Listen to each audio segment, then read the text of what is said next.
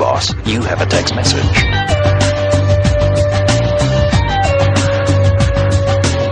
Hello guys, welcome to my channel him trip में आप सभी का दिल से स्वागत है। आज हम पहुंच चुके हैं हिमाचल प्रदेश के प्रसिद्ध धार्मिक स्थल दियोटसिद्ध की यात्रा पर। इस समय हम खड़े हैं दियोटसिद्ध के मुख्य बोर्ड के पास। यहीं से बाबा बालकनाथ जी की पावन नगरी की शुरुआत होती है।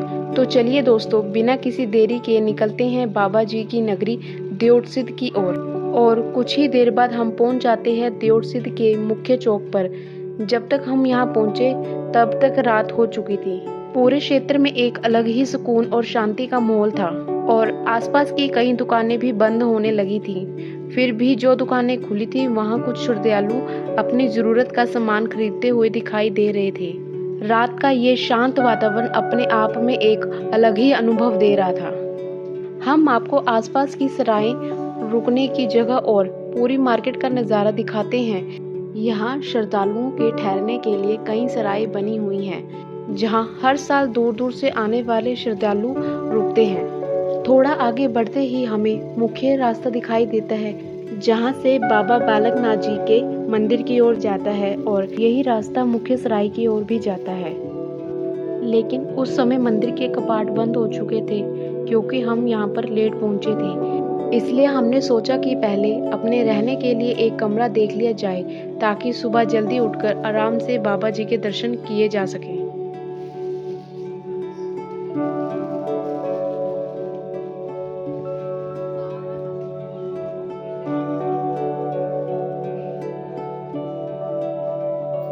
इसके बाद हम लोगों से पूछते पूछते आगे बढ़ते हैं। कुछ ही दूरी पर हमें एक बहुत बड़ी और शानदार सराय दिखाई देती है। बाहर से ही इसके विशाल स्वरूप को देखकर अंदाजा लगाया जा सकता है कि यहाँ एक साथ हजारों श्रद्धालुओं के ठहरने की व्यवस्था होगी। हम अंदर जाकर कमरों की जानकारी लेते हैं। यहाँ सांझा हॉल में रुकने की भी सुविधा उपलब्ध है, जहाँ बहुत कम शुल्क में श्रद्धालु रात गुजार सकते हैं। लेकिन हमने अपने लिए अलग कमरा लेना उचित समझा। हमें यहाँ 600 रुपये में एक कमरा मिल गया, जबकि 1000 रुपये सिक्योरिटी के रूप में जमा कराने पड़े। सारी प्रक्रिया पूरी होने के बाद हमें कमरे की चाबी मिल गई। इसके बाद हमने रिसेप्शन पर जानकारी ली तो पता चला कि यहाँ कमरों की ऑनलाइन बुकिंग की सुविधा भी उपलब्ध है। यदि आप भविष्य में यहाँ आने का प्लान बना रहे हैं तो पहले से अपनी बुकिंग कर सकते हैं, जिससे आपको ठहरने में किसी प्रकार की परेशानी ना हो। आपकी सुविधा के लिए बुकिंग का लिंक हमने अपनी वीडियो के डिस्क्रिप्शन में दे दिया है। गाइस, फिर हम अपने कमरे की चाबी लेकर कमरे की ओर निकल पड़ते हैं। कमरे में पहुंचकर हम कुछ समय वहां पे रेस्ट करते हैं। रेस्ट करने के बाद हम बाहर निकलते हैं। ऊपर से नीचे पूरी मार्केट का दृश्य बेहद खूबसूरत दिखाई दे रहा था। श्रद्धालुओं की चहल पहल, रोशनी से जगमगाती दुकानें और पहाड़ों के बीच बसा ये पूरा परिसर वाकई बहुत खूबसूरत लग रहा था। इसी दौरान हमें एक बोर्ड दिखाई देता है जिस पर बकरा स्थल लिखा हुआ था। इसे देखकर मन में एक सवाल आया कि आखिर इस स्थान का नाम बकरा स्थल क्यों पड़ा।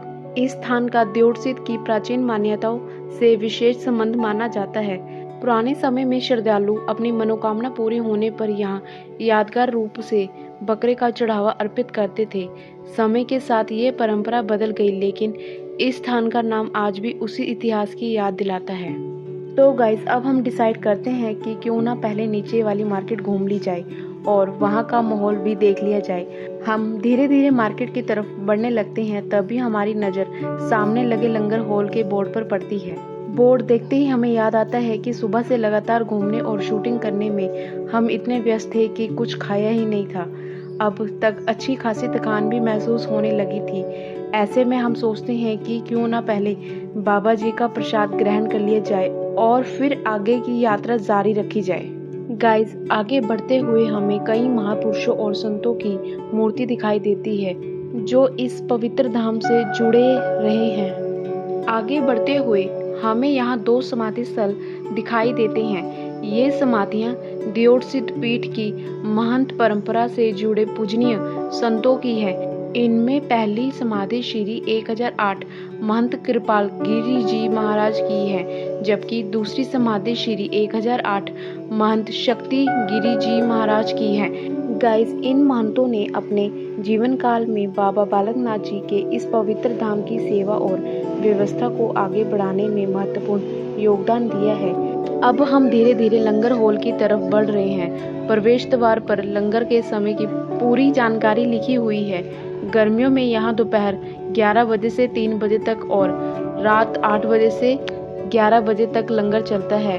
वहीं सर्दियों में दोपहर 11:30 बजे से 3 बजे तक और शाम 7 बजे से 10 बजे तक श्रद्धालुओं के लिए लंगर की सेवा उपलब्ध रहती है। लंगर हॉल की ओर जाते समय ऊपर पहाड़ पर भगवान शिव जी का सुंदर मंदिर और चरण पादुक भी दिखाई देते हैं। दियोट सीट में जो चरण पादुका है उसे श्रद्धालु बाबा बालकनाथ जी के चरणों से जुड़ा पवित्र स्थल मानते हैं। मान्यता है कि यहाँ बाबा जी के चरणों के निशान हैं, इसलिए इसे चरण पादुका कहा जाता है। इसे देखने के बाद हमने सोचा कि आज पहले लंगर ग्रहण कर लेते हैं, उसके बाद हम शिव मंदिर और चरण पादुका के दर्शन करेंगे। तो गाइस, अब हम चलते हैं लंगर हॉल की ओर। अब हम पहुंच चुके हैं हॉल नंबर 5 के पास। यहाँ एक साफ सुथरा वेटिंग एरिया बनाया हुआ है, जहाँ श्रद्धालु आराम से अपनी बारी का इंतजार कर सकते हैं। पूरी व्यवस्था बेहद व्यवस्थित और साफ सुथरी दिखाई देती है। कुछ ही देर बाद हम लंगर हॉल के अंदर प्रवेश करते हैं। प्रवेश करते ही सामने बड़ी संख्या में प्लेटें, कटोरियां और चम्मच तरीके से रखी हुई दिखाई देती हैं।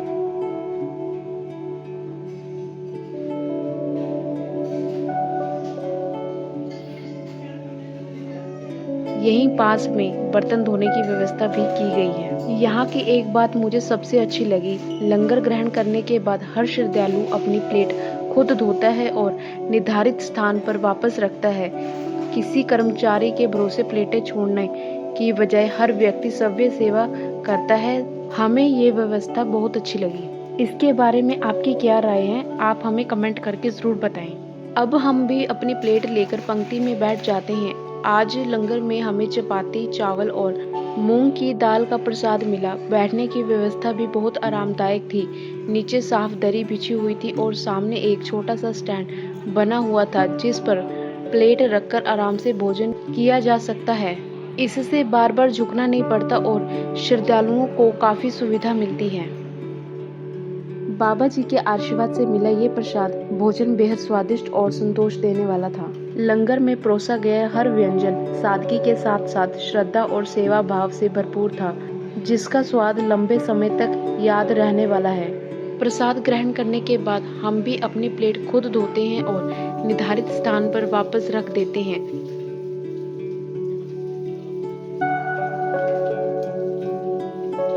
इसके बाद हम बाहर निकलकर उस स्थान की ओर चलते हैं जहां लंगर तैयार किया जाता है।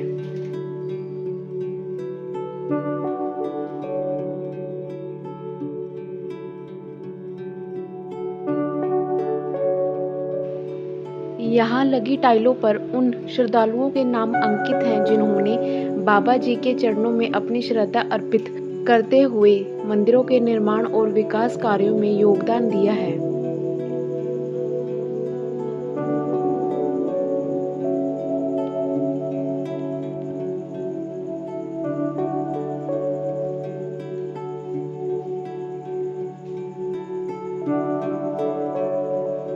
थोड़ा आगे बढ़ने पर एक बड़ा बोर्ड दिखाई देता है, जिस पर सोमवार से रविवार तक लंगर में बनने वाले भोजन की पूरी सूची लिखी हुई है, ताकि यहाँ आने वाले हर श्रद्धालु को पहले से जानकारी मिल सके कि किस दिन प्रसाद में क्या परोसा जाएगा।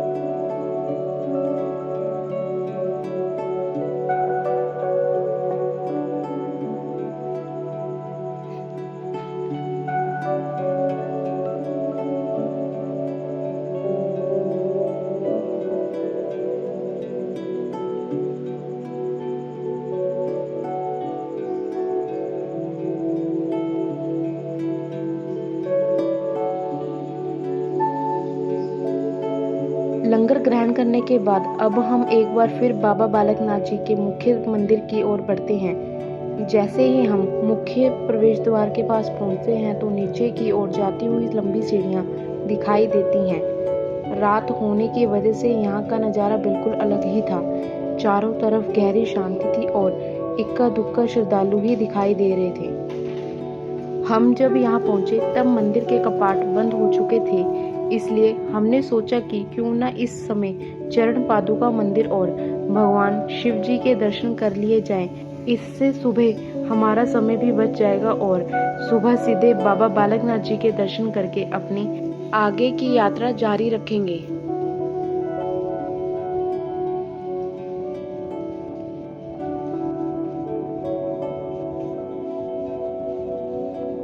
बस फिर क्या था, हम भी चरण पादुका मंदिर की ओर जाने वाले रास्ते पर चल पड़े।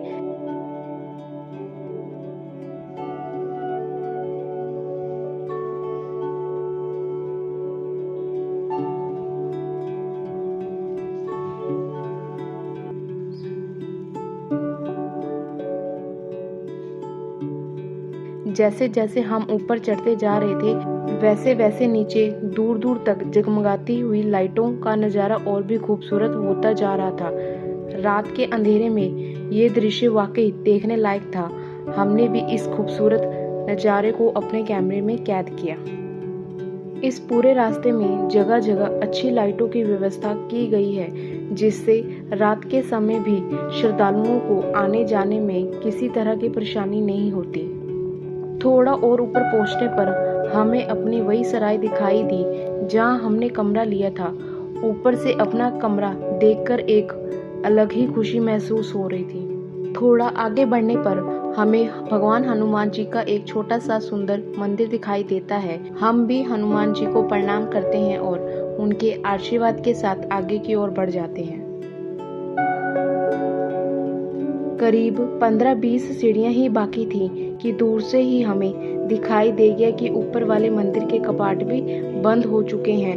लेकिन जैसे ही हम वापस नीचे लौटने लगे, तभी हमारी नज़र एक बेहद भावुक कर देने वाले दृश्य पर पड़ी। एक माँ अपने छोटे छोटे पिल्लों को बड़े प्यार से दूध पिला रही थी। ये दृश्य देखकर हम कुछ पल के लिए वहीं रुक गए। उस समय ऐसा महसूस हुआ कि माँ की ममता हर जीव में एक जैसी होती है, चाहे इंसान हो या कोई बेजुबान जीव। अपने बच्चों के लिए हर माँ का प्यार, अपनापन कभी नहीं बदलता। शायद बाबा जी ने हमें इसी खूबसूरत दृश्य के माध्यम से दया, प्रेम और करुणा का एक छोटा सा संदेश दिया था। हमने भी इस प्यारे से पल को अपने कैमरे में कैद किया और बिना कहीं रुके हम सीधे अपनी सराय पहुंच गए थे। अगली सुबह लगभग 5 बजे हमारी आंख खुलती है। रात में हुई बारिश की वजह से मौसम में अच्छी खासी ठंडक आ चुकी थी। कमरे से बाहर निकलते ही ठंडी और ताज़ी हवा ने पूरे शरीर को तरोताज़ा कर दिया। नीचे मार्केट की तरफ नज़र डालते हैं तो अभी ज़्यादातर दुकानें बंद थीं। केवल 1-2 ही दुकानें खुली हुई दिखाई दे रही थी और कुछ श्रद्धालु बाबा जी के दर्शन के लिए धीरे धीरे पहुंचने लगे थे। इसके बाद हम उसी रास्ते की तरफ देखते हैं जहां रात को चरण पादुका मंदिर जाने के लिए खड़े थे। ऊपर लगा चरण पादुका मंदिर का बोर्ड साफ दिखाई दे रहा था। आसपास का सुबह का नज़ारा भी बेहद मनमोहक लग रहा था।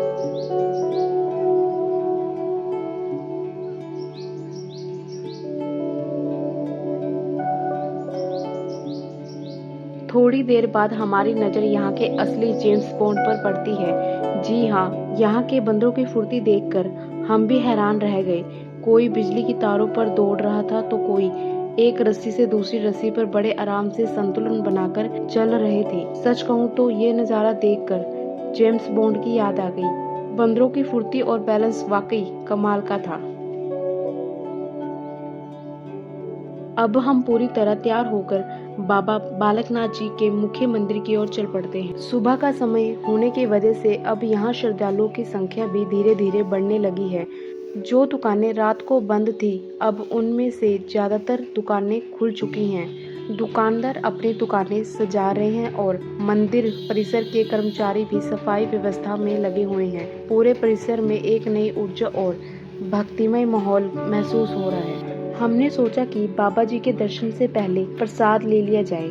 यहाँ से हमने बाबा जी का प्रसिद्ध रोट प्रसाद, धूपबत्ती और पूजा का सामान लिया। प्रसाद लेकर अब हम मंदिर की ओर जाने वाली सीढ़ियों पर उतरना शुरू करते हैं।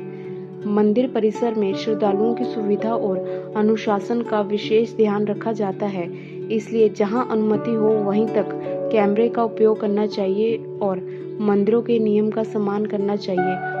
हमने भी मंदिर के नियमों का पालन किया।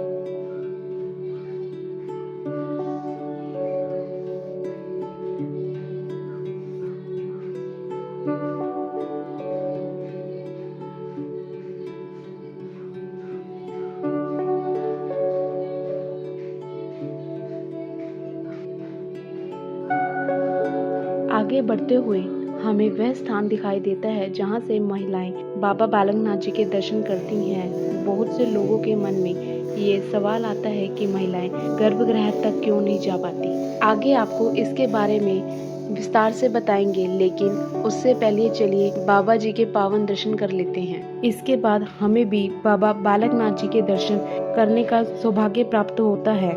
उस पल को शब्दों में बयान करना सचमुच आसान नहीं है। जैसे ही बाबा जी के दर्शन हुए, मन को एक अलग ही शांति और संतोष का अनुभव हुआ। दर्शन करने के बाद अब हम मंदिर से बाहर की ओर निकल आते हैं। बाहर आते ही नीचे की तरफ कुछ श्रद्धालु भजन कीर्तन में लीन दिखाई देते हैं। पूरा वातावरण भक्ति के रंग में रंगा हुआ था। ऊपर से नीचे की ओर देखने पर पूरा परिसर बहुत ही सुंदर दिखाई देता है।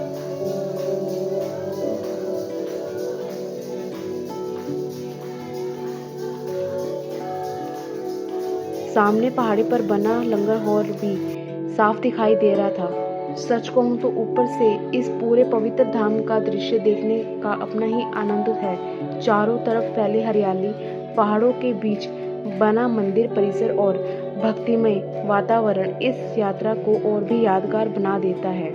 और साथ ही पूरे वातावरण में चारों तरफ जय बाबा बालकनाथ जी के जयकारे गूंज रहे थे।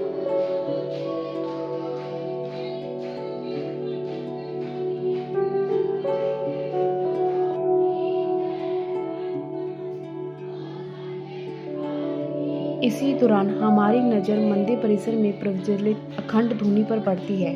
यह धूनी इस पवित्र धाम की प्राचीन परंपरा का महत्वपूर्ण हिस्सा मानी जाती है। श्रद्धालु यहाँ श्रद्धापूर्वक माथा टेकते हैं और इसे बाबा जी की कृपा तथा तपस्या का प्रतीक मानते हैं। मान्यता है कि यह पवित्र धूनी वर्षों से निरंतर जल रही है और यहाँ आने वाले श्रद्धालुओं की आस्था का प्रमुख केंद्र है। अखंड धूनी के दर्शन करने के बाद हमने भी श्रद्धा पूर्वक माथा टेका और बाबा जी का आशीर्वाद प्राप्त किया। इसके बाद हम उस स्थान की ओर बढ़े जहां श्रद्धालु भजन कीर्तन में लीन थे। वहां कुछ देर बैठकर हमने भी उस आध्यात्मिक माहौल को महसूस किया।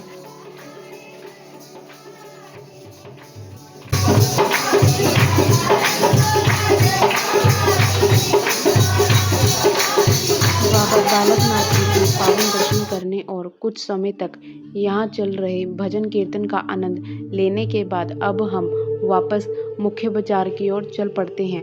सुबह का समय होने की वजह से बाजार में अभी ज़्यादा भीड़ नहीं है। कुछ श्रद्धालु दर्शन के लिए जा रहे हैं तो कुछ दर्शन करके वापस लौट रहे हैं। थोड़ी देर बाजार में घूमने के बाद हम फिर उसी पैदल मार्ग से ऊपर की ओर बढ़ने लगते हैं, जहां से श्रद्धालु पैदल चलकर मंदिर तक पहुंचते हैं। आगे बढ़ते हुए हमें श्रद्धालुओं के लिए बनाया गया मुख्य पैदल मार्ग दिखाई देता है।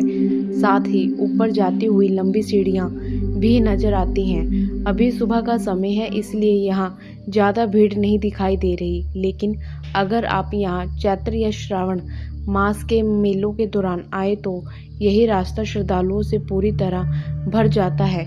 उस समय यहाँ हजारों की संख्या में भक्त बाबा जी के दर्शन के लिए पहुँचते हैं। आप देख सकते हैं कि इस पूरे रास्ते को लोहे की जालियों से तीनों तरफ से कवर किया गया है। ऊपर दाएं और बाएं की हर तरफ सुरक्षा के लिए जाली लगाई गई है। इसका एक बड़ा कारण यहाँ मौजूद बंदर हैं। देउर सिद्ध में बंदरों की संख्या काफ़ी ज़्यादा है और कई बार श्रद्धालुओं के हाथों में मौजूद प्रसाद या अन्य सामान छीनने की कोशिश भी करते हैं। इसी वजह से इस रास्ते को सुरक्षित बनाया गया है ताकि श्रद्धालु आराम से बाबा जी के दर्शन के लिए आ जा सकें। आगे हमें एक के बाद एक कई प्रवेश द्वार दिखाई देते हैं। सबसे पहले तीसरा गेट, फिर दूसरा और अंत में पहला गेट, जो मंदिर परिसर के काफी करीब स्थित है। हम मेन मंदिर में प्रवेश नहीं करते, क्योंकि हम बाबा जी के दर्शन पहले ही कर चुके हैं, इसलिए अब हम बाहर निकलने वाले रास्ते की तरफ बढ़ जाते हैं। कुछ देर बाद हम उसी मुख्य सड़क पर पहुंच जाते हैं जहां से आज सुबह अपने सफ़र की शुरुआत की थी और जहां से हमने प्रसाद लिया था। अब तक सुबह काफ़ी आगे बढ़ चुकी है और श्रद्धालुओं की संख्या भी पहले से ज़्यादा दिखाई देने लगी है। धीरे धीरे पूरा परिसर भक्तों से भरने लगा है। अब हम चल पड़ते हैं चरण पादुका मंदिर की ओर।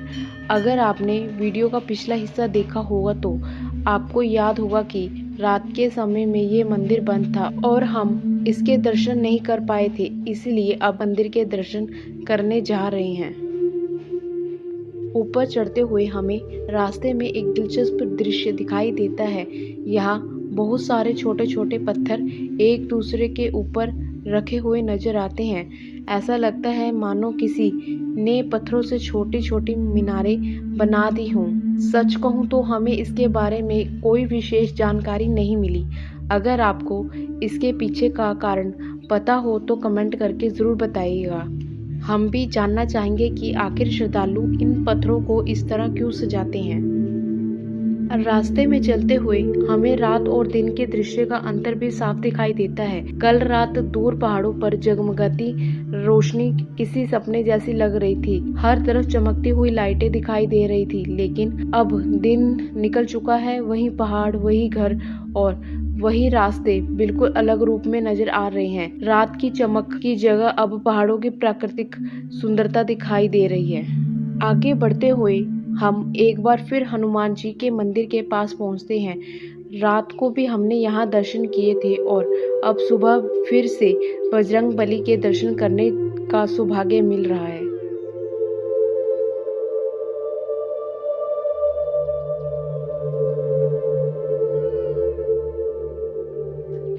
थोड़ा आगे बढ़ने पर हमें फिर वही पत्थरों की छोटी छोटी संरचनाएं दिखाई देती है। एक बार फिर आपसे यही निवेदन है कि अगर आपको इनके बारे में जानकारी हो तो ज़रूर साझा करें।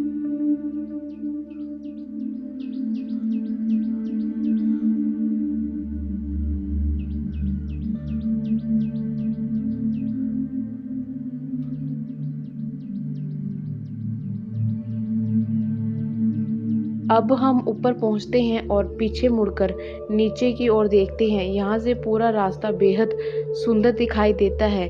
दूर नीचे वह रास्ता भी नजर आ रहा है जहाँ से हम चढ़कर आए हैं। इसी दौरान हमें कल रात वाली डॉगी भी दिखाई देती है जो रात को अपने बच्चों को दूध पिला रही थी।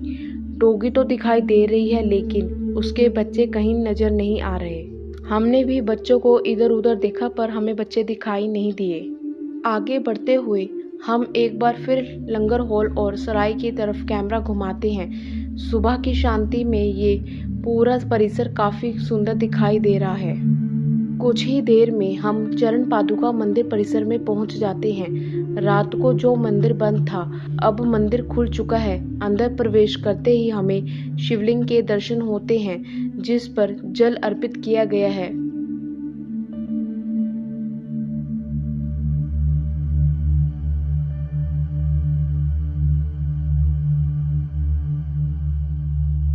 चरण पादुका के पास स्थित इस मंदिर में भगवान दत्तात्रेय जी की सुंदर प्रतिमा स्थापित है। भगवान दत्तात्रेय को ब्रह्मा, विष्णु और महेश का संयुक्त स्वरूप माना जाता है, इसलिए उनकी प्रतिमा में 3 मुख दिखाई देते हैं। उनके पीछे खड़ी गायें करुणा, सेवा और समृद्धि का प्रतीक मानी जाती हैं।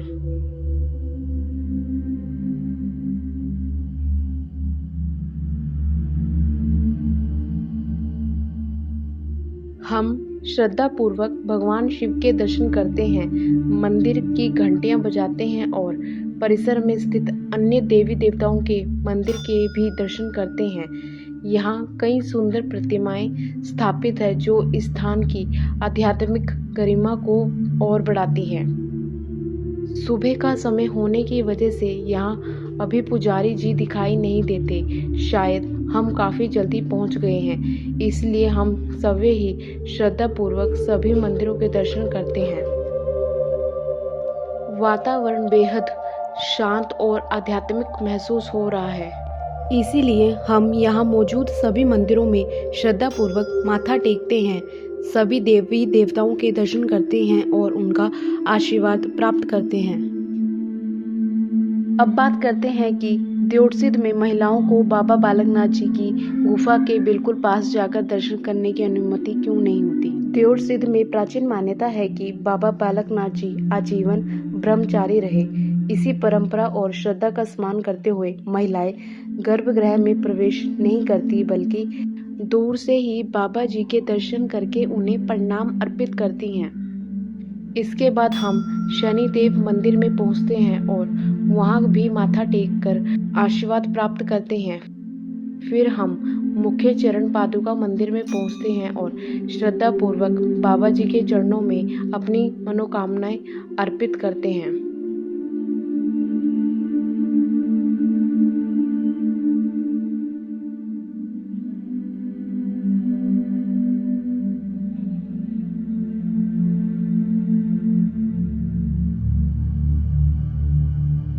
दर्शन करने के बाद बाहर निकलकर हम ऊपर से नीचे की ओर नजर डालते हैं। यहाँ से बस स्टैंड और नीचे जाता हुआ रास्ता साफ दिखाई देता है। एक छोटी सी और महत्वपूर्ण जानकारी, बाबा बालकनाथ जी के मंदिर के कपाट प्रतिदिन तड़के लगभग 5 बजे श्रद्धालुओं के लिए खोल दिए जाते हैं, जबकि रात लगभग 9 बजे तक दर्शन की व्यवस्था रहती है। अगर आप बाबा जी के दर्शन करने के लिए यहाँ आते हैं तो मंदिर के समय और नियमों को अवश्य ध्यान में रखें। सच कहें तो ऊपर से देखने पर पूरा दृश्य बेहद खूबसूरत लग रहा है, लेकिन तभी हमारी नज़र एक बेहद प्यारे दृश्य पर पड़ती है।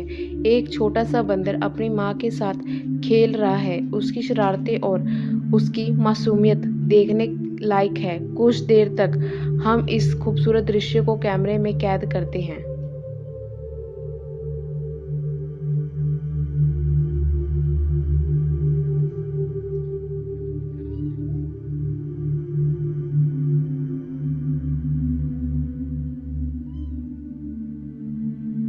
लेकिन धीरे धीरे माहौल बदलने लगता है। कुछ ही समय में ही वहाँ कई बंदर इकट्ठे हो जाते हैं। उनकी संख्या बढ़ती जा रही थी और हमारे मन में थोड़ी सी चिंता और घबराहट होने लगी थी, क्योंकि उस समय वहाँ हम अकेले ही थे। इसी दौरान एक डॉगी नीचे जाने की कोशिश करती है, लेकिन कई बंदर उसकी ओर बढ़ने लगते हैं। हम दूर से यह दृश्य देख रहे हैं और कोशिश करते हैं कि किसी तरह डॉगी सुरक्षित निकल जाए। ऊपर उस समय हमारे अलावा कोई खास व्यक्ति भी मौजूद नहीं था, इसलिए हम ज़्यादा नज़दीक जाने की हिम्मत नहीं कर पाए। फिर भी आवाज़ लगाकर और थोड़ा शोर मचाकर हमने बंदरों का ध्यान भटकाने की कोशिश की, जिससे डॉगी सुरक्षित दूसरे रास्ते की ओर निकल गई। लेकिन अब उस रास्ते पर बंदरों की संख्या काफ़ी बढ़ चुकी थी। सच कहे तो हमारी भी हिम्मत नहीं हुई कि हम उसी रास्ते से नीचे जाए, इसलिए हमने आगे का रास्ता सोच समझकर दूसरे रास्ते से जाने का फैसला किया। इसके बाद हम नीचे की तरफ उतरना शुरू करते हैं। नीचे आते हुए हमें मंदिर परिसर का एक अलग ही दृश्य देखने को मिलता है। यही एक बात हमारी नज़र में आती है।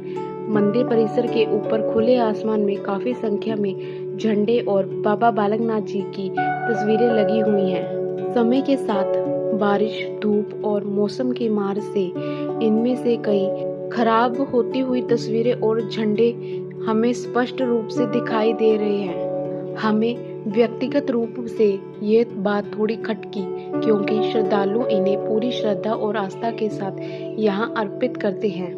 इस प्रकार की व्यवस्था में सुधार होना चाहिए, जिससे श्रद्धालुओं द्वारा भेंट स्वरूप चढ़ाई गई तस्वीरों और झंडों की बर्बादी कम हो सकती है तथा उनकी भावनाओं का सम्मान भी बना रह सकता है। हालांकि ये सिर्फ हमारी व्यक्तिगत राय है। इस विषय पर आपकी क्या राय है, हमें कमेंट सेक्शन में ज़रूर बताइएगा। ये रास्ता नीचे चौक की तरफ जाकर मिलता है। यहीं से एक रास्ता बस स्टैंड और टैक्सी स्टैंड की ओर जाता है। आगे बढ़ते हुए हम पुलिस चौकी के पास पहुंचते हैं और उसके बाद मुख्य मंदिर परिसर वाले मार्ग की ओर मुड़ जाते हैं। गाइस, यहाँ हमें एक चेक पॉइंट दिखाई देता है।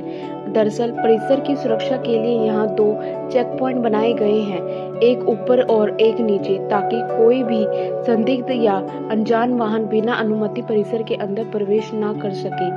सुरक्षा की दृष्टि से ये व्यवस्था काफी महत्वपूर्ण है।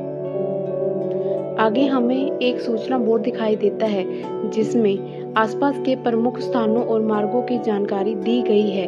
इसके बाद हम अपनी सराय की ओर चल पड़ते हैं। रास्ते में एक बार फिर ऊपर स्थित मंदिर के दर्शन होते हैं, जहां कुछ समय पहले खड़े थे। इसी दौरान हमारी नज़र कुछ बंदरों पर पड़ती है, जो रेलिंग के ऊपर बैठे हुए थे। पास ही कुछ कुत्ते लगातार भौंक रहे थे। बस फिर क्या था, हमने मजाक में अपनी कहानी शुरू कर दी। हम बोले, लगता है मामला कुछ गंभीर है। शायद ये कुत्ता बंदरों से पूछ रहा है, भाई बताओ मेरी पत्नी को किसने परेशान किया था। बंदर भी कम नहीं थे, शायद जवाब दे रहे हों, हम नहीं थे भाई, वो ऊपर वाली टोली थी, हम तो बेगुनाह हैं। उसके बाद थोड़ा आगे बढ़ने पर हमें एक सूचना बोर्ड दिखाई दिया, जिस पर उन्हीं बंदरों की तस्वीरें लगी हुई थी, जिन्हें हमने कुछ समय पहले ऊपर एक फीमेल डॉगी को परेशान करते हुए देखा था। हम हंसते हुए बोले, लो जी, अब तो आरोपी भी मिल गया। यही है वो 6 बंदर जिनकी तलाश चल रही थी। बेशक ये सब सिर्फ एक मजाक था, लेकिन उस समय का माहौल काफी मनोरंजक बन गया था। इसके बाद हम अपने कमरे की ओर लौट आते हैं। थोड़ी देर आराम करने के बाद अब वापसी का समय हो चुका था, लेकिन निकलने से पहले हमने सोचा कि क्यों ना आपको अपने कमरे का एक छोटा सा टूर भी करा दिया जाए। हमारा कमरा 507 था। अंदर प्रवेश करते ही सामने बाबा बालकनाथ जी की एक सुंदर प्रतिमा लगी हुई थी। कमरे में बेड, कंबल, पंखा, कुर्सी और तैयार होने के लिए ड्रेसिंग एरिया की व्यवस्था थी। साथ ही अटैच बाथरूम भी उपलब्ध था।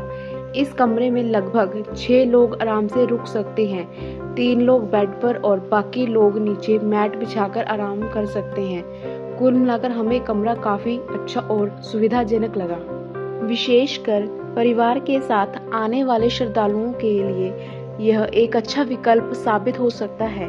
यदि आप भी बाबा बालकनाथ जी के दर्शन के लिए यहाँ आते हैं और रात्रि विश्राम की योजना बना रहे हैं, तो इस प्रकार की व्यवस्था आपके लिए काफी उपयोगी हो सकती है। कुल मिलाकर हमारे अनुभव के अनुसार यहाँ ठहरने की व्यवस्था सरल, सुविधाजनक और श्रद्धालुओं की आवश्यकताओं के अनुरूप लगी है। कमरे का टूर पूरा करने के बाद हम कमरे को लॉक करते हैं। उसके बाद सराय कार्यालय की तरफ निकल पड़ते हैं। बाहर जाते समय एक बार फिर मुख्य द्वार से बाबा बालकनाथ जी को प्रणाम करते हैं और आगे बढ़ जाते हैं। गाइस, आप देख सकते हैं कि सुबह के समय बाजार में एक बार फिर रौनक लौट आई है। रात को आपने वीडियो में देखा था कि उस समय इक्का दुक्का दुकानें ही खुली थी और पूरा बाजार काफी शांत नजर आ रहा था, लेकिन अब सुबह होते ही माहौल पूरी तरह बदल चुका है। बाजार में श्रद्धालुओं की चहल पहल बढ़ गई है। गाइस, बाजार में घूमते घूमते एक बार फिर हम डिसाइड करते हैं क्यों ना फिर से लंगर हॉल के दर्शन कर लिए जाएं, क्योंकि रात के समय हम वहां का नज़ारा ठीक से नहीं देख पाए थे।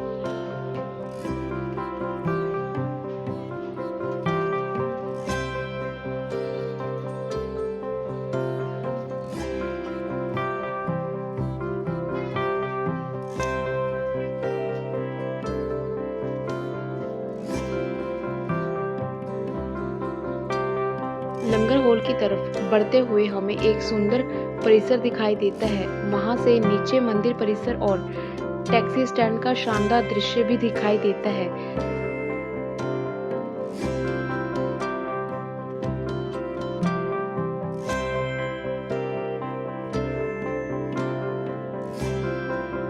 यही हमें मंदिर का पुराना लंगर हॉल भी दिखाई देता है, जहां हमने वर्ष 2014 में बाबा जी का प्रसाद ग्रहण किया था। इतने वर्षों के बाद इस स्थान को दोबारा देखकर पुरानी यादें ताजा हो गई। इसके बाद हम ऊपर बने नए भवनों और सराय का दृश्य कैमरे में कैद करते हैं। सामने की पहाड़ियों पर हल्की हल्की धुंध छाई हुई थी। दूर दूर तक दिखाई देते पहाड़ ऐसे लग रहे थे मानो किसी कलाकार ने खूबसूरत पेंटिंग बना दी हो। यह दृश्य इतना सुंदर था कि हम उसे बार बार कैमरे में कैद करने से खुद को रोक नहीं पाए।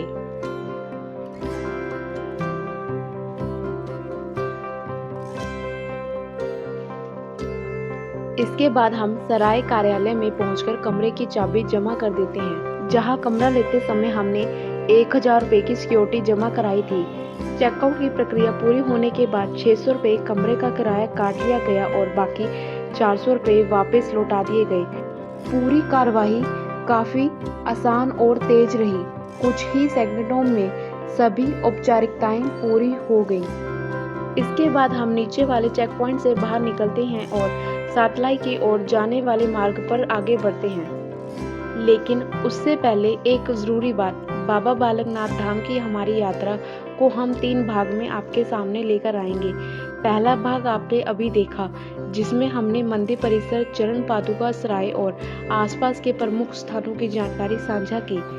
अगले भाग में हम आपको सातलाई के दर्शन कराएंगे और तीसरे भाग में उस पवित्र स्थान पर लेकर चलेंगे जहां से मान्यता के अनुसार बाबा बालकनाथ जी ने अपने चिमटे से लस्सी निकाली थी। फिलहाल के लिए इस वीडियो में बस इतना ही। अगर आपको हमारी ये यात्रा पसंद आई हो तो वीडियो को लाइक ज़रूर करें, चैनल को सब्सक्राइब करें और बेल आइकॉन दबाना बिल्कुल ना भूलें। अपने विचार और सुझाव हमें कमेंट सेक्शन में ज़रूर बताइएगा। जय श्री सिद्ध बाबा बालकनाथ जी की।